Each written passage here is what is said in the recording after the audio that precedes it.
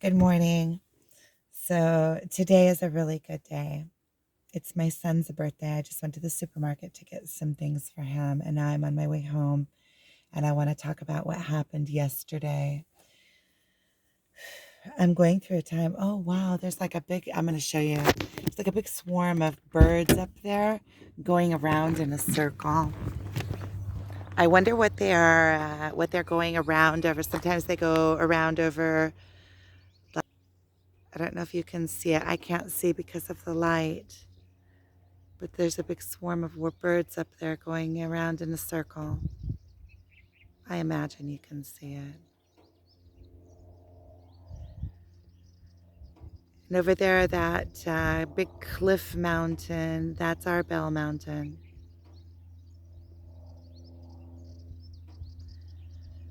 And that little village that's close here is Migdal. And the big city behind there is Tiberias. Right down here on the beach front, that is Ginosar, where the ancient Gennesaret is. Oh, and Migdal is Magdala. It's ancient Magdala. And all of this little valley in here is just the best soil. All of the topsoil that got washed down into the valley. There's a lot of life in this valley. It's the Sea of Galilee. And over on the other side, those mountains over there are the Golan Heights. And this is where I am. I came up that little highway and I pulled off onto this dirt road. Those are mango fields over there. They belong to Kibbutz Chukuk, which is over there somewhere. I like that mountain over there. And there's some villages, and that over there is Livnim. That's where I live. I'm on my way there. So yesterday, I really missed my twin. And so I decided to ask him if he wanted to go to the hot springs with me. And I wrote him a text and he didn't answer. And I wrote him a text if he wanted to go in a little while to the hot springs and he didn't answer. And so I tried calling him and he didn't answer. And so he texted me back that maybe a little bit later or something like that. And so when it got my sister-in-law was over, so we had a nice visit. And then when she went, I took the dogs out for a walk, and I figured it was getting close to 4, so I called him, and and asked him if I leave like in 20 minutes, if it would be okay. And he said, you know what? I don't think I really want to go. I'm doing something, and said, if you want to go, go. And I said, I wanted to go with you. I'm not for sure going to go. Anyway, clingy stuff, clingy stuff. I see it, the spectator can see it. And so the conversation went sideways from there. It just went totally sideways. So he said, I have lots of friends, and I don't call all my friends. So, if we meet up when we're there, then we meet up. And I said, what? And you feel like I'm a friend, just like all the rest of your friends? And I don't remember what he answered, but it wasn't a straight yes or no answer. It was something funky. It always is something totally funky and off the wall that has like 10 different meanings all at once, and that's about as far as you're going to get. So you figure it out, check out your perspective, and you decide. And then there's all sorts of stuff that I just don't get at all.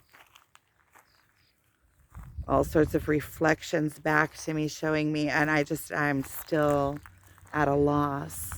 I guess that's where the work is, because in order for this whole twin flame thing to work, I have to become my complete self. That means that I'll be able to see what these reflections are and fix them in myself. That's the twin flame journey. So there's still places in the mirror that I can see that are foggy. Like I don't see what he says something to me, and I sometimes I just don't get it. And sometimes I think I should get it, or I think I get it, but then he says, "What did you get?" And I tell him, and he said, "You missed the point."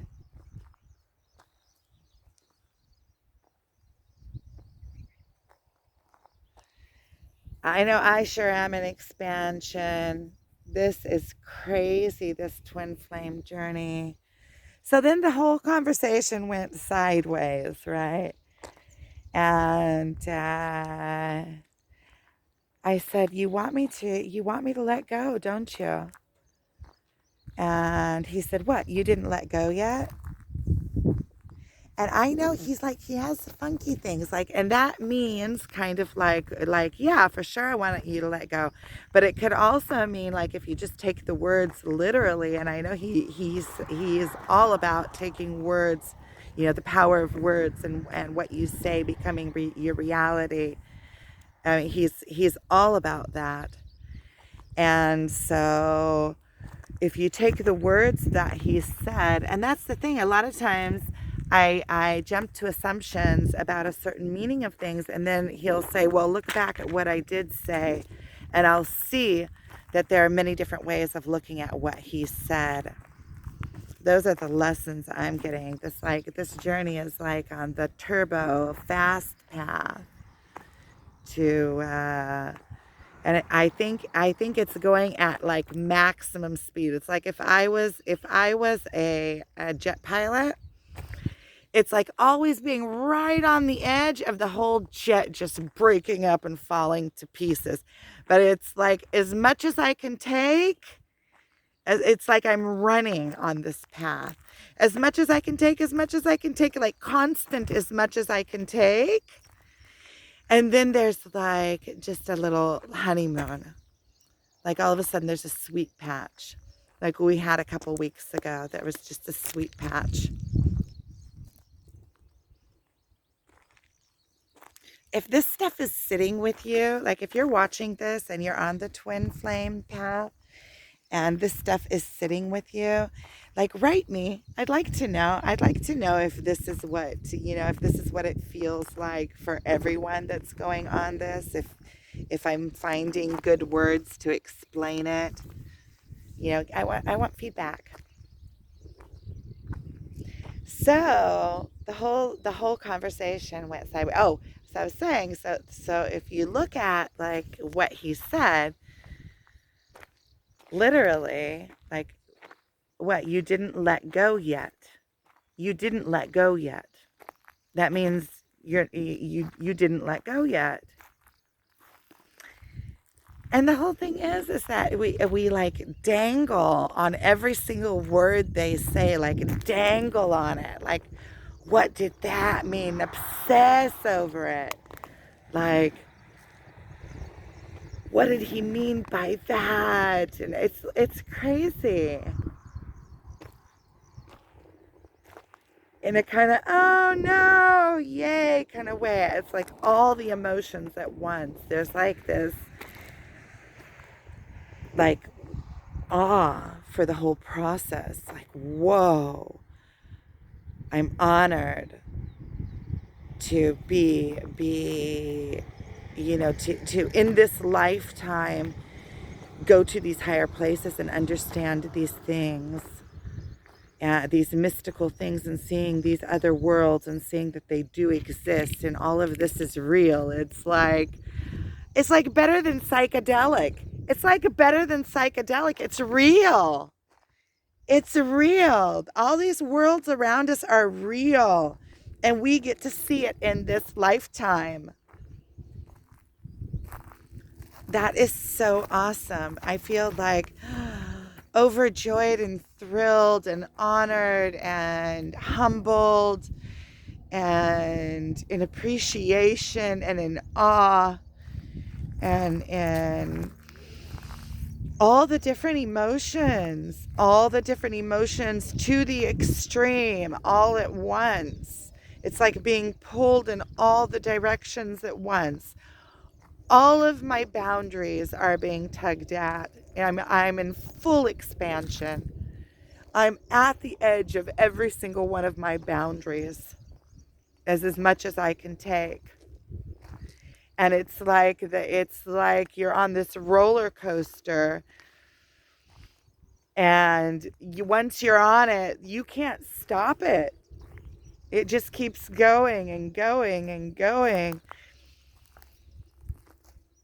And it makes me wonder, look, it's a rock with it's like a pyramid almost.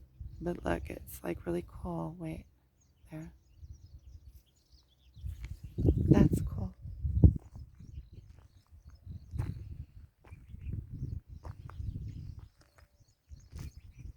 Okay, maybe there's more than I think there's more than three than there's like quite a few levels to this spectator thing. There is the one that just now picked up that stone. That one is the one that's in the now. And this one that I am right now is the spectator, the one that's looking in. I can feel the emotions from down there. I can feel them, but it's almost like I'm above them and I'm looking in at everything, at kind of like watching a movie of what's going on in there. And like I also have like the power to say which direction to go to. And then as well as I can sync the two, because the one that's actually down doing it is, the one that feels all the pain and is actually going through the everything, experiencing everything. And the one that's up here, the one that I am now, is is a little bit detached from it and sees it all as kind of like a game, kind of like an experience. Um, you can see it as just this little lapse in time, but that's really it's just a little lapse in time. It's an experience. That's all we are, is an experience. We're not taking anything with us. What is there besides expansion? Clothes? We get to run around and wear cool clothes? I don't know. Maybe that is part of the game of life. But I think it's funny because could you imagine like dogs running around and putting clothes on? And I don't know. It's kind of funny.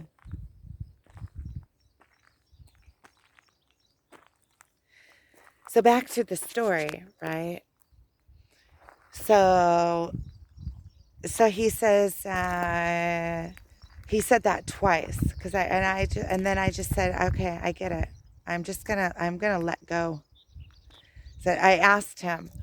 Uh, I said, I get it. I'm just gonna let go. And he said, what? You didn't let go yet? And then I told him, I'm gonna let go. And and I asked him if he let go of me, and he said, I never held on to you.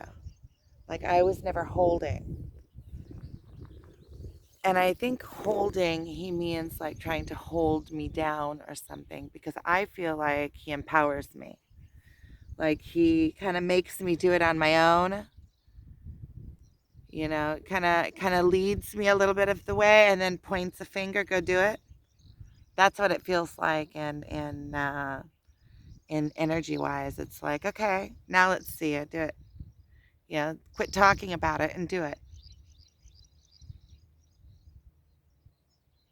In all sorts of little places within me that need to be fixed, like the clingy thing, like putting my power or my happiness onto somebody else, or trying to like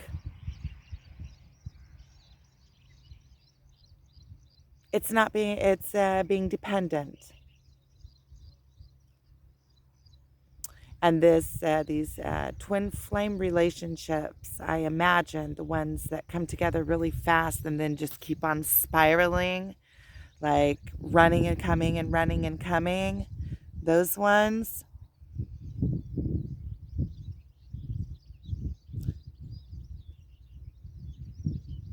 I think they're codependent. That's why they keep coming back to each other, and that's why they keep running from each other, because each soul wants to be whole. When you're dependent on somebody else, you also hold a grudge against them because they're holding you back, because you're giving away your power. That's the codependency. Ooh, I like this video. That's the codependency. And that's why it can't work with the codependency, because there's the connection is so strong that it keeps on like spiraling around itself, around its center.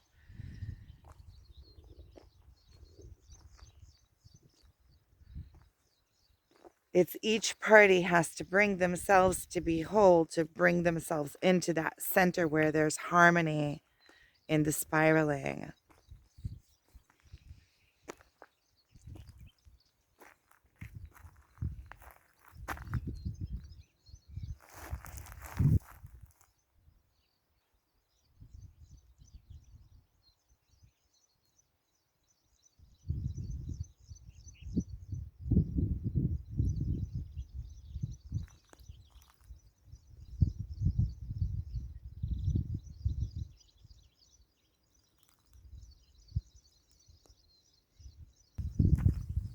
I love this spot. I love this spot. I come here often. I come here sometimes in the middle of the night. It doesn't matter when you come here, it's always beautiful. I come here and I watch the sunset sometimes. You can see the Sea of Galilee on one side and the sunset over on the other.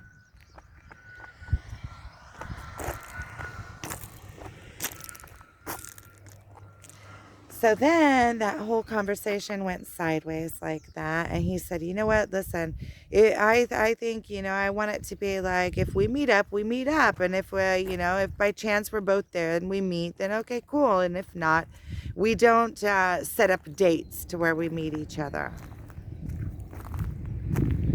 And I said, okay, I get it. You want me to let go. What, you didn't let go yet? And that was when that whole thing went on.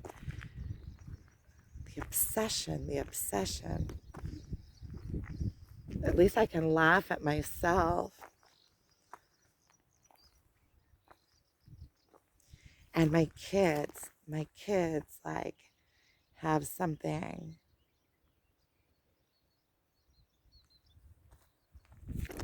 I think it's the change in me,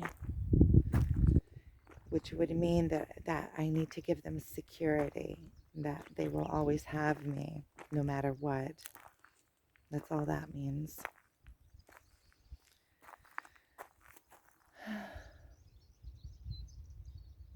See, more places to stand up in. I can feel like the weight of that. That means that I'm not standing up in that point. I need to give them security. Take my focus off of him and put it onto them. So anyway, so he said he didn't want to go, and he said, you can go if you want to go. And I said, well, I'm not sure I'm going to go if you're not going. And he says, well, I don't like that. Like, I don't want your fun to be dependent on me, or something like that. And he said, you know what? Let's just leave it. If you go, if you decide to go to the hot springs, it's because you want to go to there. It has nothing to do with me. And I don't think I'm going to go, or something like that. And he had a whole bunch of stuff he wanted to do and stuff. I went home. I was walking the dogs. We ended the conversation there. I went home. Oh, and he also said, I just want you to know that you are in my heart.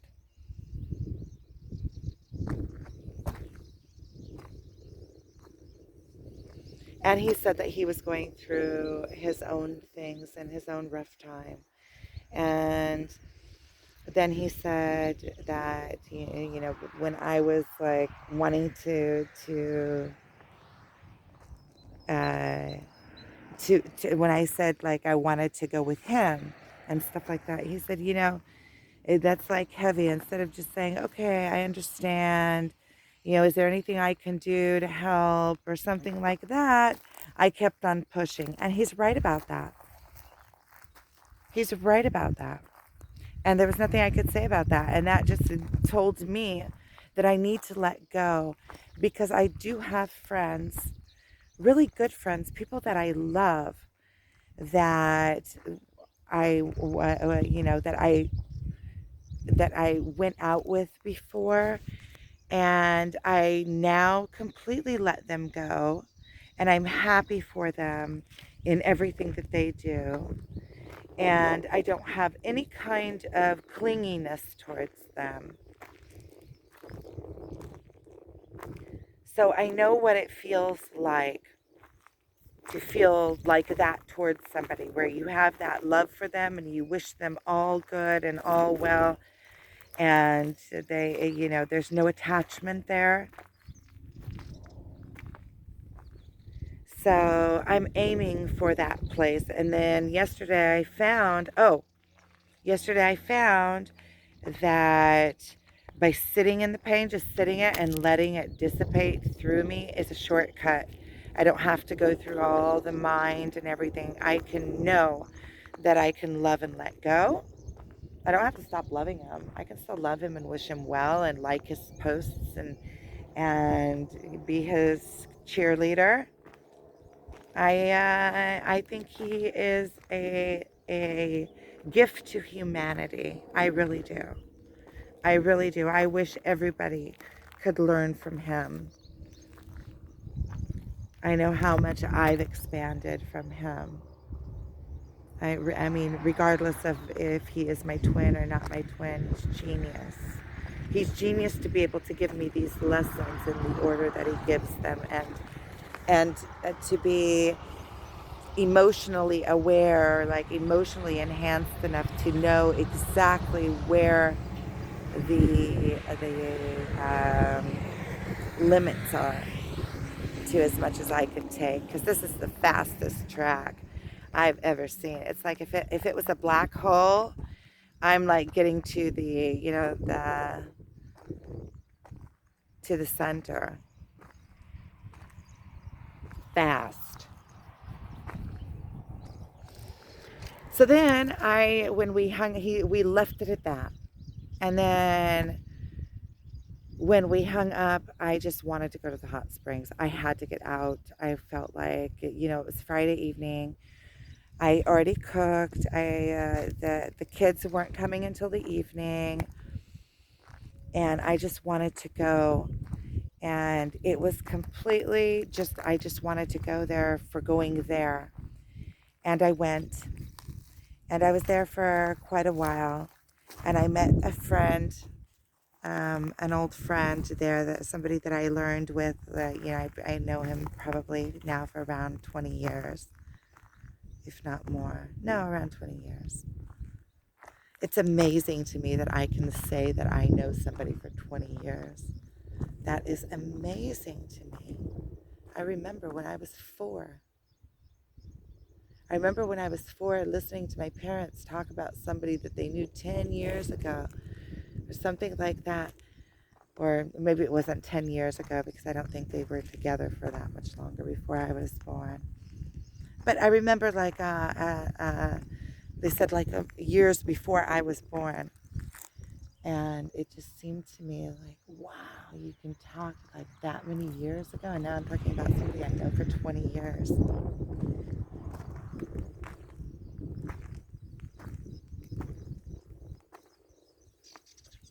Amazing to me. So then I went to the hot springs, and right as I was leaving, and I had a really good time, and I wasn't like waiting, is he gonna come or not come? It was detached, And I made a couple videos on the way there about letting go, because realizing how to let go, and I want to watch those again. And this is also a good video. I'm also going to want to watch this one again. Kind of give myself the messages. Sometimes I listen to what my own self says, and I'm like, oh, that's a good lesson. I guess because my mind works like my mind understands what my mind was saying. See, that's the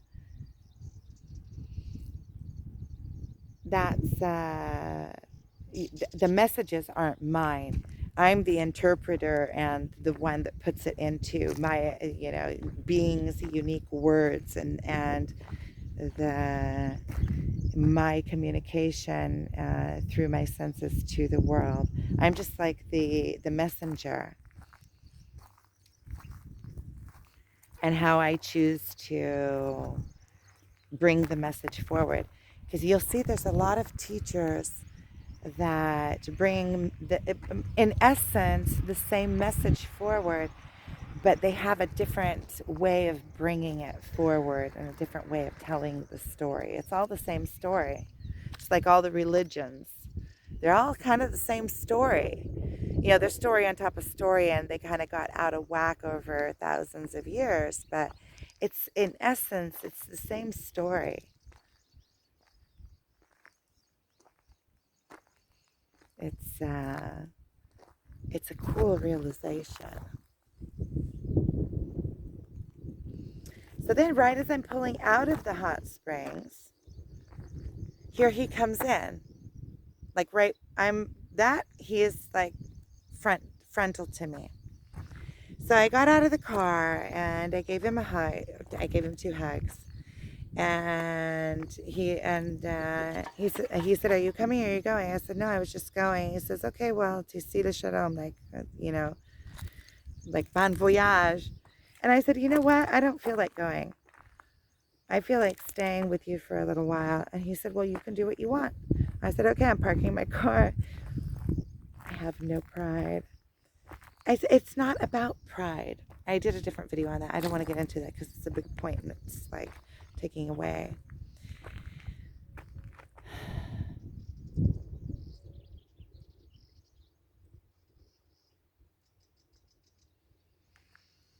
And so I parked and we had a really fun time. And then I picked up my sister's son, but we had a really fun time. We were together there. I don't know how long. Time, like, there is no essence of time when I'm with him. Oh, those are cool.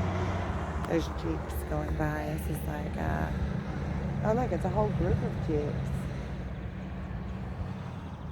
It must be some people that put together like a Jeep outing or something. Get that a lot up here in the north.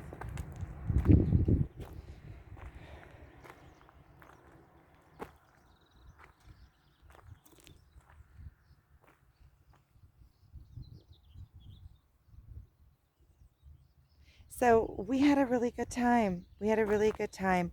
He seemed a little bit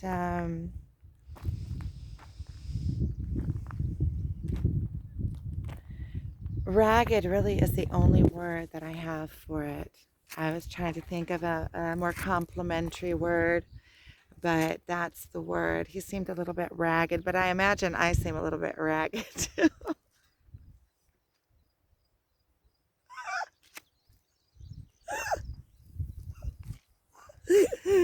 A little bit ragged.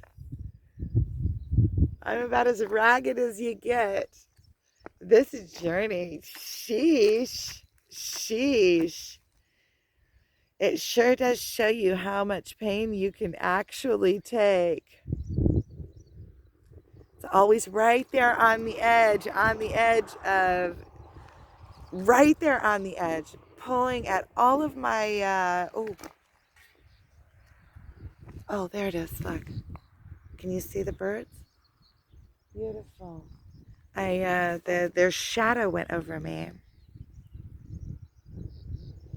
It was really a cool thing.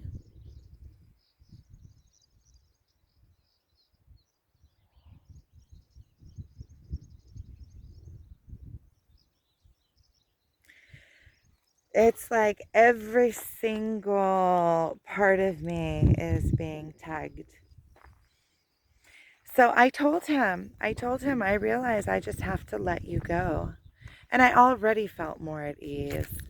I already felt more at ease. I can feel the pain now, even when I'm saying it, but I'm just like, I'm going to breathe, and the pain can be there, and I'm just going to allow it to dissipate. And that way, every time it comes, it's like it already knows that I'm going to release it. I'm not going to get stuck on it.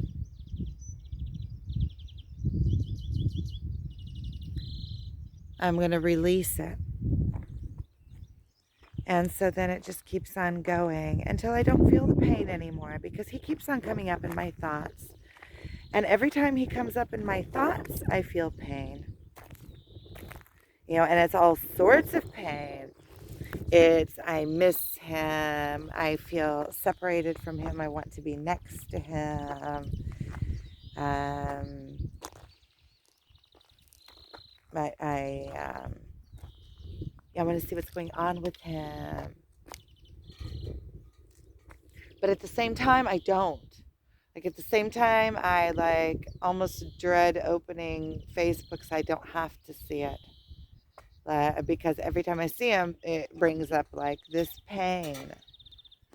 And that pain is what I need to dissipate. That where I can think about him, because I'm going to think about him. And there's no pain there. And maybe even think about him less and less. Or maybe even, where there's no pain there when I think about him. It's he can do his own thing. He can be over there. I'm doing my own thing. And I'm over here, and I can still wish him well and see what he's doing. And it doesn't hurt that we're not together. And then in that stage, I could see how I would be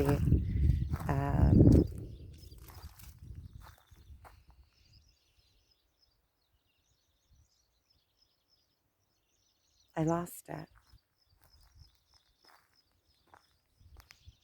It's like an opening and closing of gates. It's like you connect to a stream of knowledge. And when you come back, when your ego comes in or some kind of thought comes in and interrupts the flow of that connection, then you get cut off, and then you miss. It happens. It happens when the ego mind comes in. That's like channeling things from higher, from energies, or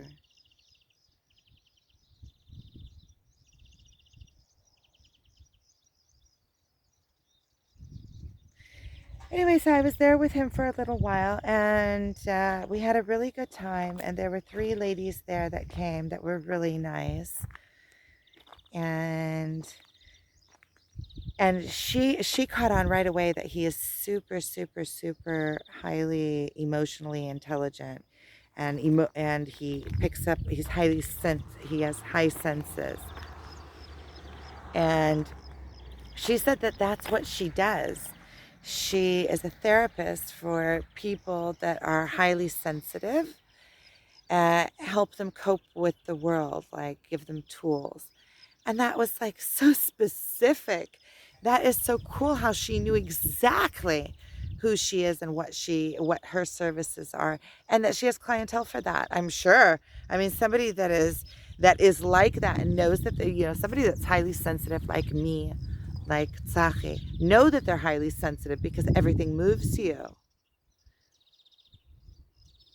You can pick up on other people's emotions.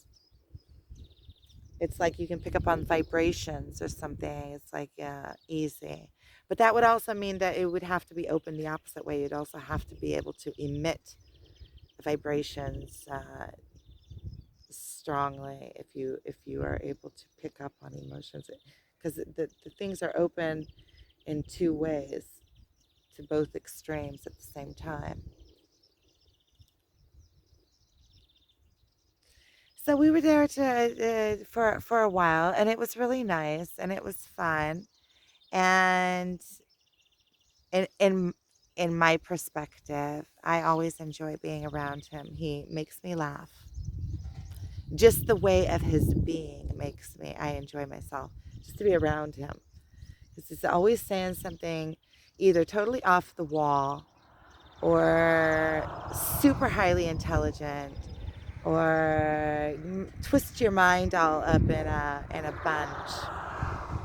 And all your emotions get all raw and mishufshaf, like mishufshaf is like sanded. Or not really sanded, it's like a worn. They get worn. He looked a little bit ragged. I imagine that he's going through, and he also said that he's going through his own things.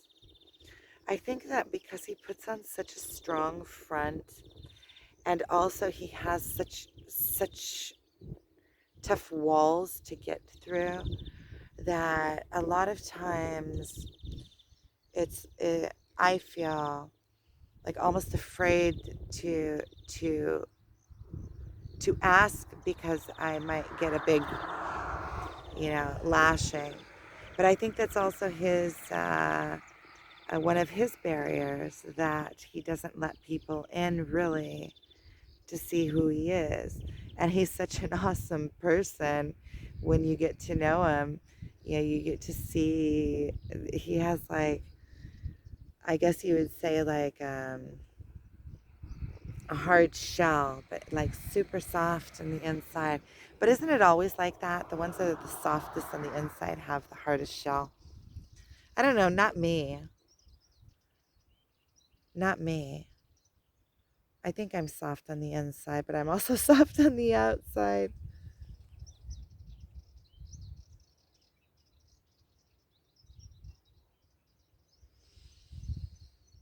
In some things. In some things, but in things that I really care about and I really believe in, I don't move. I can't go against myself.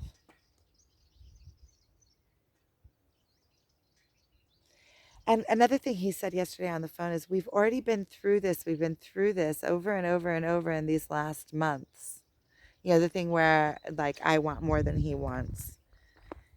And he said, you're my friend and you're in my heart, but let's like not meet, like only if it turns out that we meet up, let's not do it intentionally.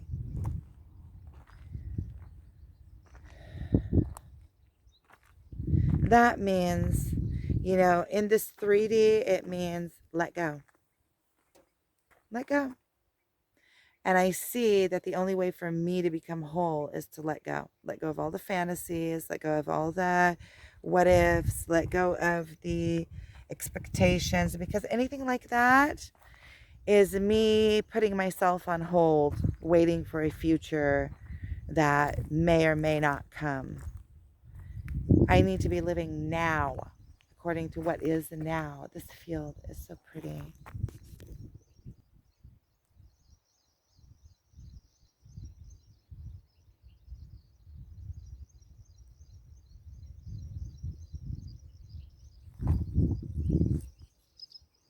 All those boats down there, those wooden boats, those are all like tourist boats. Tourists come and they go on the Sea of Galilee. I think there's 4 ports on the Sea of Galilee. That's it. There's one on the other side, which is in Ein Gev.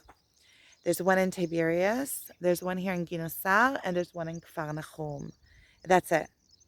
So they're spread out. So you can either do like a tour. Sometimes they do from Tiberias and they go to Ein Gev and have lunch there, and then they get back on the boat and they either go to Kfar Nahum. Kfar Nahum is cool because it's a Capernaum. It's Capernaum because you have the ancient city there that a lot of the disciples came from. Look at this. Oh, maybe it's not. Yeah, it is. A tool, an ancient tool, a flint tool. You find them all over the place here. This area here was inhabited I imagine straight through all of history, I imagine that people always lived here. It's just a beautiful, beautiful, beautiful land. And plentiful, plentiful, yeah, abundant. Yeah, there's water and natural springs all over the place, and the land down there is just totally fertile and flat, perfect for growing things. And there's fish in the Sea of Galilee, and fresh water. There's all of the stone that you can build homes from.